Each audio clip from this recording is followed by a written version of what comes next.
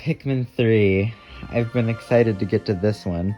Honestly, this is the best way to end off this review trilogy since Pikmin 3 is easily my favorite game in the series and honestly might be my favorite game of all time. It takes all the best features of the first and second game and just refines them to be even better, and it ultimately makes the best Pikmin experience in my opinion. One of Pikmin 3's biggest improvements from the first two games is the graphics, because the first two had pretty good graphics, but Pikmin 3 is absolutely gorgeous.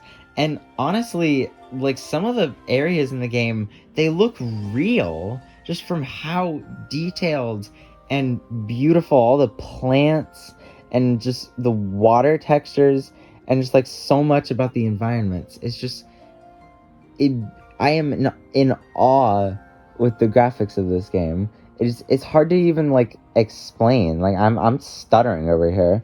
It's just so good. And another thing really refined about this game is it finally managed to balance all the Pikmin types.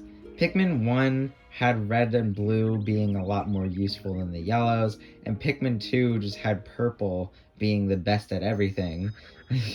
um, but Pikmin 3 takes the red, yellow, and blue from the first and second game and refines their abilities to be equally useful, with the yellows even gaining a new ability of being able to dig up treasure faster. Fruit, because that's the collectible in this game. And then the two new types, Rock and Wing Pikmin, they're just perfect. Like the Rock Pikmin, they're kind of like the purple Pikmin in that they're stronger, but they're not stronger to the point of being overpowered.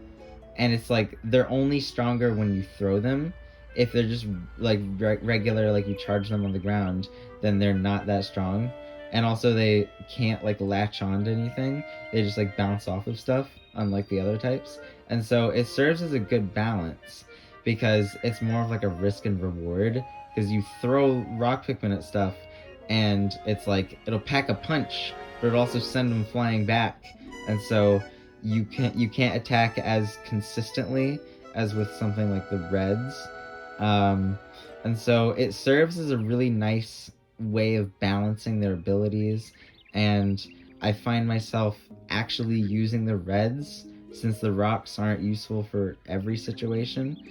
Um, yeah, and then the wing Pikmin, they're first of all they're adorable, and also they just the ability to have a flying Pikmin, it allows for so much. It's hard to really describe in detail what makes the wing Pikmin so great. They just are. And as for the game's story, I love it as well. Pikmin 1 and 2 had a trend going where the main collectible of the game would tie in with the plot somehow, because in the first game you were collecting ship parts to rebuild Olimar's ship so he can go home. In the second game, it's treasures so that you can repay the debt. And then in Pikmin 3, you're collecting food, specifically fruit for some reason, to save your home planet and its starving population. Which, honestly, that is pretty high stakes, and it really compels you to collect as much fruit as you can. And I think that's really cool. And also the narrative that progresses throughout of like looking for Olimar, because there's more than just the initial fruit thing. You're also tracking down Olimar because there's signals that you get in like each area that lead to various things, and it's like you think they're Olimar, but then it's like, oh, it's not. But you find like other crew members, and you find like Louis even at one point. However, this does make the plot a little more linear, because it's kind of like, oh, you're following one thing and then you're following another thing, and it's kind of like you have a specific destination to go to at every point in the game until the very end. But honestly, I think that's good, because I've always sort of enjoyed like slightly more linear games. I don't like games that are strictly linear where there's just like one way to go and that's it. But I like games that are kind of a mix of both, where it's like you have a general destination you're trying to reach, but along the way there's like extra side quest stuff and things you can collect along the way. And Pikmin 3 does that perfectly. Another thing I praised moderately about Pikmin 2 was how it added Louis and the two captains, allowing for much more efficiency.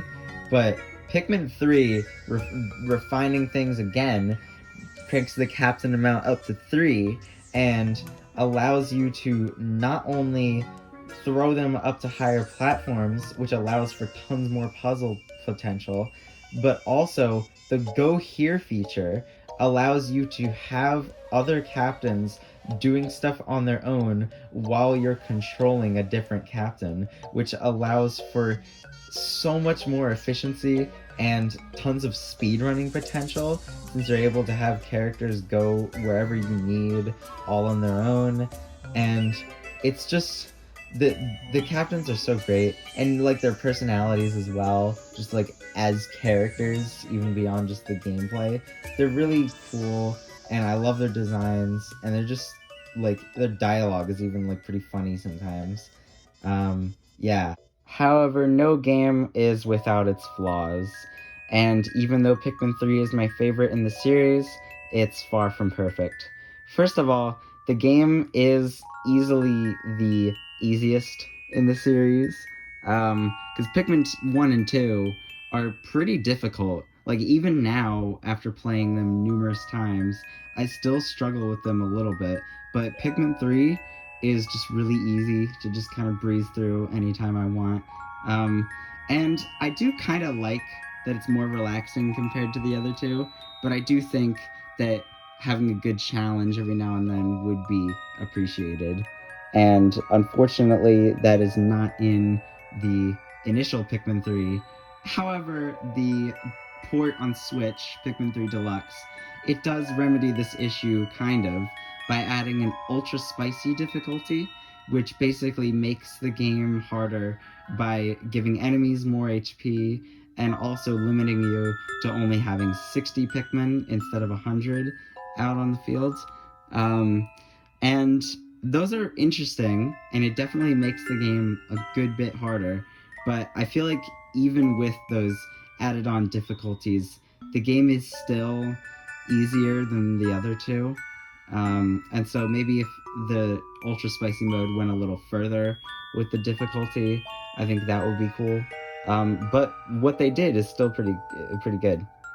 Another thing is the removal of the Piclopedia, which if you saw my Pikmin 2 review, you would know that that is one of my favorite features from the game, and it's just not here. And I don't know what happened to it. I guess they just forgot to add it in. But yeah, there's no Piclopedia, which is pretty disappointing. However, once again, Pikmin 3 Deluxe comes in to save the day, and they added back the Piclopedia, which I am very happy about. And my final issue is the only one that wasn't remedied at least a little bit in Pikmin 3 Deluxe, the tutorial being way too long. Or I guess not way too long, it's not as absurd as Pikmin 2, because Pikmin 2 literally took like multiple in-game days to get through the tutorial, whereas Pikmin 3, all the tutorial stuff is done after day 1. So, yeah. Although the tutorial still does take a little long, and I would rather just learn the game mechanics on my own by experimenting. And I mean, I already know all the game mechanics, so to be able to just jump right into the gameplay without having to be taught all the stuff I already know would be nice. And it's strange that Pikmin 3 Deluxe didn't add this, because it fixed, or at least like mostly fixed, pretty much all my issues with the original game, but they didn't add any option to like skip the tutorials or anything. Alright, and that concludes my Pikmin Trilogy review. Unfortunately, Pikmin 4 isn't out yet, so I can't do a review on it, and I will not be reviewing the game that must not be named. And Pikmin Bloom, I kind of just see it as more of a walking app as opposed to an actual game. Although, I guess I could do a quick, like, 1-minute segment on it real quick. Pikmin Bloom is actually pretty fun. which is really saying something for a mobile game since most mobile games suck. It actually encouraged me to go outside and walk for like the month that I played it, which was nice because that is something that a Discord mod like me does not do. And so it was good for my health to finally just like see the sunlight and exercise. um, so yeah, Pikmin Bloom is fun. The costumes for the Pikmin, the little like decor Pikmin, are freaking adorable. I absolutely love them. And that was one of my favorite parts about the game was collecting all the different costumes for my Pikmin. Um, and I just it was fun, like surprisingly good for a mobile game. Um, and even though I don't play it anymore, I still have fond memories of the game. And yeah, I don't really have much else to say. So with that, I truly, for real this time, conclude my Pikmin trilogy review. Be sure to comment what your favorite Pikmin game is and why. And stay tuned for future videos. See you guys.